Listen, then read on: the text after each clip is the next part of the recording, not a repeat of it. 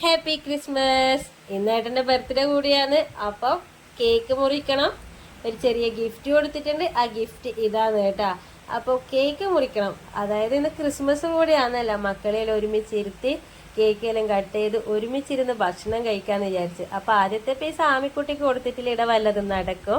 പിന്നെ ആമിക്കും ആൻഷിക്കുട്ടിക്കും ഒക്കെ കൊടുത്ത് അതിൽ നിന്നൊരു പീസ് താഴെ വീണ് അത് അച്ഛനെന്നെ തിരിച്ചു കൊടുത്ത ആമിക്കുട്ടിയല്ലേ ഹീറോ. അങ്ങനെ ഓരോരുത്തരായിട്ട് കേക്കെല്ലാം കട്ട് ചെയ്ത് പരസ്പരം അതെല്ലാം ഒരു സന്തോഷമല്ലേ. അപ്പം ജീവിതത്തിൽ പല ദുഃഖങ്ങളും ഉണ്ടാവും, സന്തോഷങ്ങളും ഉണ്ടാവും. അപ്പൊ തൽക്കാലം നമുക്ക് ദുഃഖങ്ങളെയും വിഷമങ്ങളെയും ദേഷ്യങ്ങളെയും എല്ലാം നമുക്ക് ചുരുട്ടിക്കൂട്ടി അപ്പുറത്ത് കൊണ്ടിടാം അല്ലെ.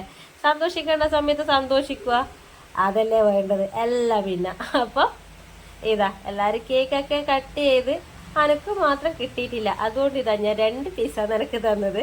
അപ്പൊ ഞാൻ ഏട്ടന്റെ തിരിച്ചു കൊടുത്ത് ഫേഷ്യൽ ചെയ്ത് കൊടുത്തിട്ടുണ്ട് കേട്ടോ. പിന്നെ അവിടെ നടന്നൊരു കയ്യാങ്കളിയാണ്. ആ കയ്യാങ്കളി ഇങ്ങനെയായി തീർന്ന് അന്ന മൊത്തത്തില് കേക്കില് കുളിപ്പിച്ച്. ഇനി ഫുഡ് നെയ്ച്ചോറ്, ചിക്കൻ കറി, ചോറ്, മീൻകറി അങ്ങനെ എല്ലാം ഉണ്ടാക്കിയിട്ടുണ്ട്. അപ്പം അതെല്ലാം എല്ലാവരും കൂടി ഇരുന്ന് കഴിക്കുമ്പോൾ അതിലും വലിയ സന്തോഷം. അപ്പം കള്ളനും പോലീസും കളിച്ച് അവസാനം ഞാൻ തോറ്റു തുന്നം പാടി.